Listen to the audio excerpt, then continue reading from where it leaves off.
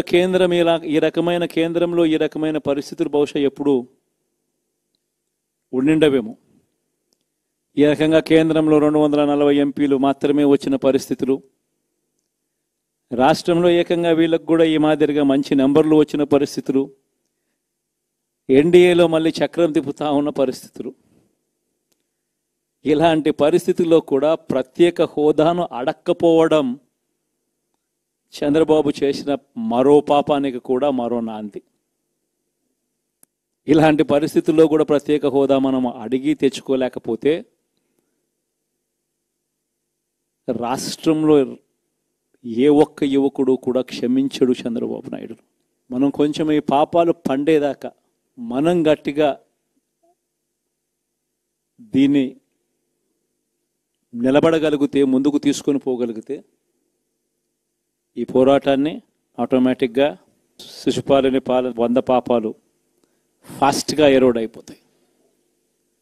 అంటే ప్రతి ఒక్కరూ ఈ విషయాలన్నీ గుర్తుపెట్టుకోమని కొడతాం. ఎన్ని బహుశా నేను చెప్పేటివన్నీ కూడా మీ అందరికీ కూడా తెలియనేటివి కాదు. కేవలం నేను మీ అందరికీ గుర్తు మాత్రమే చేస్తా ఉన్నా.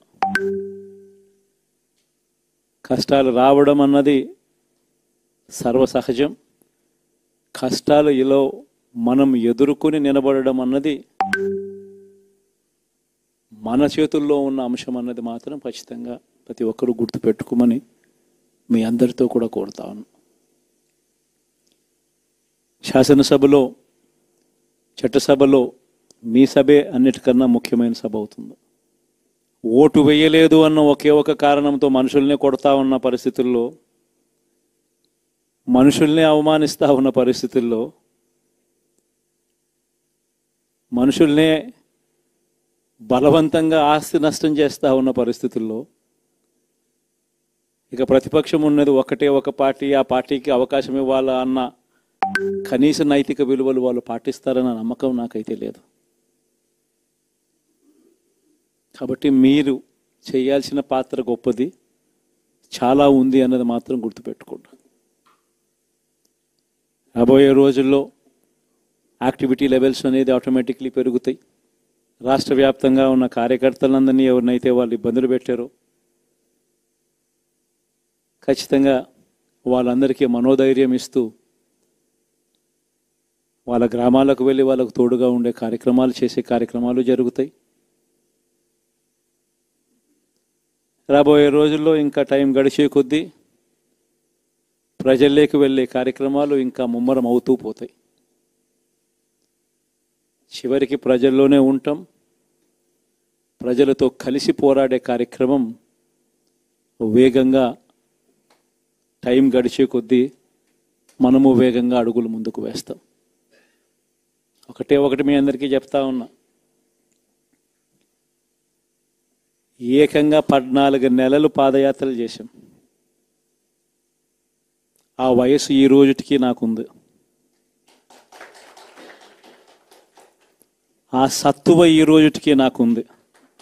కాబట్టి మీరు మాత్రం ప్రతి ఒక్కరూ గుర్తుపెట్టుకోండి, ఆ టైం వచ్చేదాకా మీ పాత్ర చాలా కీలకం. ప్రతి ఒక్కరూ ఈ విషయాన్ని మాత్రం 1000 కోట్ల రూపాయలు ఎటువంటి వివక్ష లేకుండా, ఎటువంటి లంచాలు లేకుండా, ఏ నెలలో ఏమిస్తామో అని ముందే చెప్పి క్యాలెండర్ ప్రకటించి ఆ నెలలో అది తప్పకుండా ప్రతి సంవత్సరం తూచా తప్పకుండా ప్రతి సంవత్సరం అది జరిగేట్టుగా చేస్తూ ఏకంగా 2,70,000 కోట్ల రూపాయల వివిధ పథకాల ద్వారా మాట తప్పకుండా జరగడం కూడా గతంలో ఎప్పుడూ కూడా చూడలేదు, జరగలేదు. ఇవన్నీ కూడా నేను ఏదైతే చెప్తా ఉన్నానో ఇవన్నీ ఎప్పుడూ చూడని మార్పులు, గతంలో ఎప్పుడు జరగని సంస్కరణలు. విద్యారంగంలో అయితేనేమి, వైద్య రంగంలో అయితేనేమి, వ్యవసాయ రంగంలో అయితేనేమి, సామాజిక న్యాయం అంశంలో అయితేనేమి, మహిళా సాధికారత అంశంలో అయితేనేమి, గవర్నెన్స్ విషయంలో అయితేనేమి ఎప్పుడు జరగని చూడని సంస్కరణలను కూడా తీసుకొచ్చు. ఇవన్నీ నేను ఏదైతే చెప్తా ఉన్నానో ఇవన్నీ మనం చేసి చూపించి ప్రజల మన్ననలు పొందిన తర్వాతే ఎన్నికలకు వెళ్ళాం. ఎన్నికల్లో ఏమైందో తెలీదు. 5 సంవత్సరాలు కళ్ళు మూసుకుంటే చాలా అయిపోయింది. 5 సంవత్సరాలు. మళ్ళీ 2024 నుంచి 2029 కూడా అదే మాదిరిగానే కళ్ళు మూసుకుంటే 2029 కూడా కళ్ళు మూసుకుంటే వచ్చేస్తుంది. ఇవి మనం గుర్తుపెట్టుకోవాల్సిన అంశం ఏమిటి అని అంటే సినిమాలో ఓన్లీ ఫస్ట్ హాఫ్ మాత్రమే అయ్యింది. గతంలో కూడా ఇదే మాదిరిగా పరిస్థితులు ఉన్నప్పుడు కూడా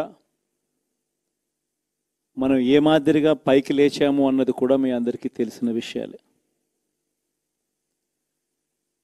నేను ఒక్కటే మీ అందరికీ చెప్తా ఉన్నా, ప్రజల్లో ఈరోజు మనం చేసిన మంచి ఉంది. ఇంటింటికి మనం చేసిన మంచి ఇంకా బ్రతికే ఉంది. ప్రజల్లో ఈరోజు మనం చేసిన పాలన మీద విశ్వసనీయత అనే పదానికి అర్థం ఈ రోజుకి కూడా ప్రజల్లో ఉంది. గడప గడపకు మనం చేసిన మంచి ఇంకా ప్రజల్లో బతికే ఉంది. మరి ఇవన్నీ ఉన్నప్పుడు మళ్ళీ మనం లేయడం కూడా తథ్యం. కాకపోతే కొంచెం టైం పడుతుంది. ఆ టైం ఇవ్వాలి. ఆ టైం ఇచ్చినప్పుడు, అది జరిగినప్పుడు, పాపాలు పండినప్పుడు ఖచ్చితంగా మళ్ళీ మనం పైకి లేస్తాం. ఈ విషయం ప్రతి ఒక్కరం కూడా గుర్తుపెట్టుకోవాలి. ఎందుకు ఈ మాట కూడా చెప్తా ఉన్నానంటే రాజకీయాలలో అన్నిటికన్నా ముఖ్యమైన అంశం క్యారెక్టర్, విలువలు, విశ్వసనీయత. ఈ పదాలకు అర్థం తెలిసి ఉండడం రాజకీయాలలో చాలా అవసరం. రాజకీయం అంటే ఎల్లవేళలా అధికారమే కాదు. అధికారంలో లేనప్పుడు కష్టాలు ఖచ్చితంగా వస్తాయి. కానీ ఖచ్చితంగా కష్టాలు వచ్చినప్పుడు మనం ఖచ్చితంగా ఏ రకంగా రియాక్ట్ అవుతాం అన్నది మన చేతుల్లో ఉంది. విలువలు, విశ్వసనీయత లేని మనిషిగా రాజకీయాలు చేద్దామా, లేదా కష్టాలు వచ్చినప్పుడు ఆ కష్టాలను ఎదుర్కొని హుందాగా నిలబడుతూ మళ్ళీ 5 సంవత్సరాలు కళ్ళు మూసుకుంటే 5 సంవత్సరాలు అయిపోతాయి, మళ్ళీ 5 సంవత్సరాల తర్వాత మన పాలన వస్తుంది, మన ప్రభుత్వం వస్తుంది, అప్పుడు మళ్ళీ మనమే ఆందోళన ఎక్కుతామన్నది కూడా గుర్తుపెట్టుకొని అడుగులు వేస్తామా అన్నది మనలో ప్రతి ఒక్కరూ కూడా ఆలోచన చేసుకోవాలి. ఇదే మన ప్రభుత్వం అధికారంలో ఉన్నప్పుడు కులం చూడలేదు, మతం చూడలేదు, ప్రాంతం చూడలేదు, రాజకీయాలు చూడలేదు, చివరికి ఏ పార్టీకి ఎవరు ఓటు వేశారు అన్నది కూడా చూడకుండా ప్రతి పథకము కూడా డోర్ డెలివరీ చేయించాం. మనం అర్హత మాత్రమే ప్రామాణికంగా తీసుకుని